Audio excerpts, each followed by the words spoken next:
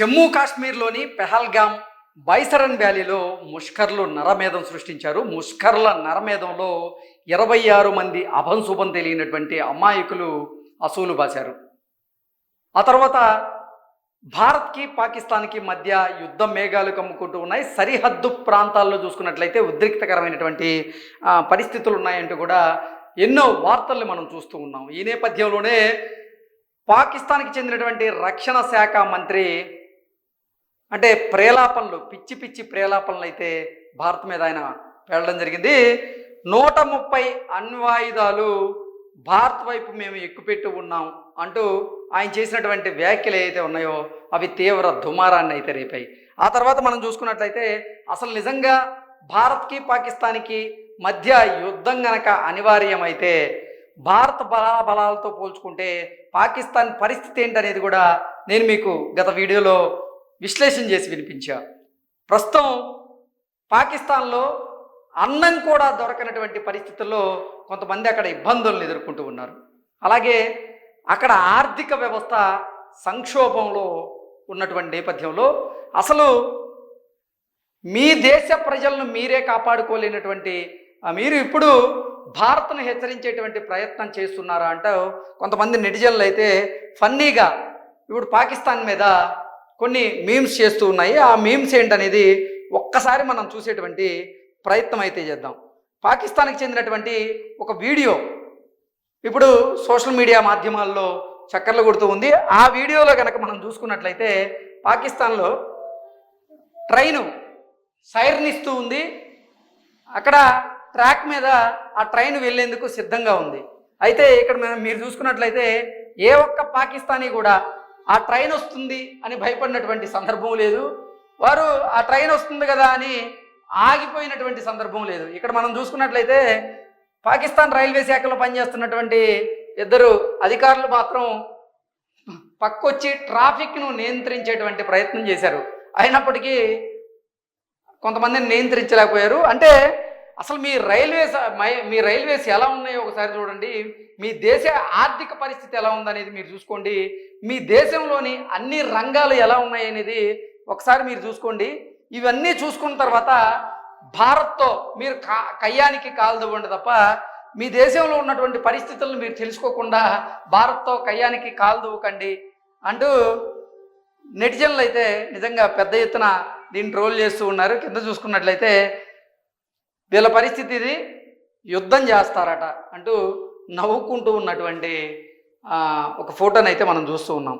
So ఈ బైసరన్ లోయలో ఏదైతే ఈ ఉగ్రవాదులు నరమేధం సృష్టించారో దాన్ని ఆ ఉగ్రదాడిని భారత ప్రభుత్వం చాలా చాలా చాలా చాలా సీరియస్గా తీసుకుంది.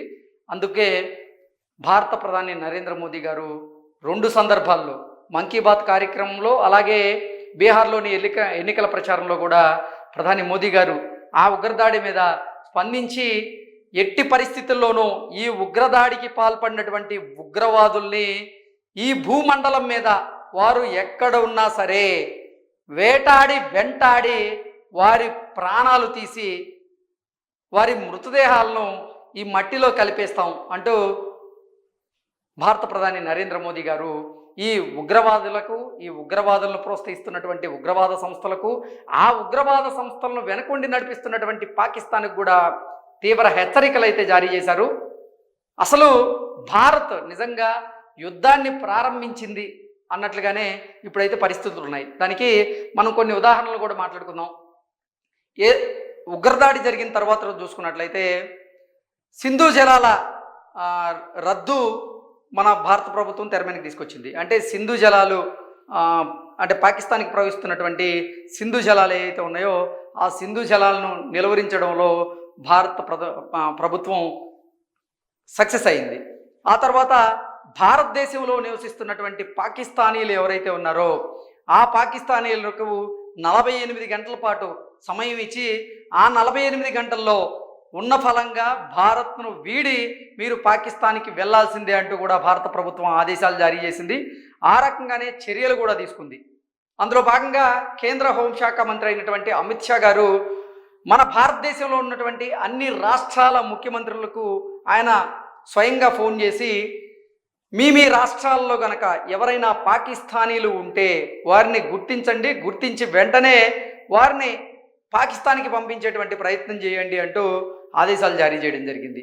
ఆ తర్వాత కూడా ఆయా రాష్ట్రాల్లో ఉన్నటువంటి పాకిస్తానీలను అక్కడి నుంచి పంపించేందుకు రాష్ట్ర ప్రభుత్వాలు కూడా నిర్ణయం తీసుకున్నాయి. మనం హైదరాబాద్ గురించి మాట్లాడుకుంటే కేవలం హైదరాబాద్లోని పాత బస్తీలోనే 200 మందికి పైగా పాకిస్తానీలు అక్కడ నివాసం ఉంటున్నారు అనడంలో ఎటువంటి అతిశయోక్తి లేదు. అంటే రకరకాల వేషాల మీద పాకిస్తానీలు హైదరాబాద్లోని పాత బస్తీకి రావడం, అక్కడ నివాసం ఉండడం, వారి కార్యకలాపాలన్నింటినీ కూడా అక్కడి నుంచి చూసుకుంటున్నటువంటి నేపథ్యంలో ఆ పాకిస్తానీలు ఎవరైతే ఉన్నారో వారిని ఎట్టి పరిస్థితుల్లోనూ హైదరాబాద్ నుంచి ఖాళీ చేయించాలనేటువంటి ప్రయత్నం అయితే రాష్ట్ర ప్రభుత్వంతో పాటుగా కేంద్ర ప్రభుత్వం కూడా చేస్తూ ఉంది. అలాగే ఓవరాల్గా అసలు దేశవ్యాప్తంగా ఉన్నటువంటి ఈ పాకిస్తానీలను వారి వీసాలను రద్దు చేసింది. అలాగే మెడికల్ వీసాలను కూడా రద్దు చేసింది. 29వ తేదీన ఎట్టి పరిస్థితుల్లో మీరు దేశం వదిలి వెళ్ళిపోవాల్సిందే అంటూ కూడా ఆదేశాలు జారీ చేసింది.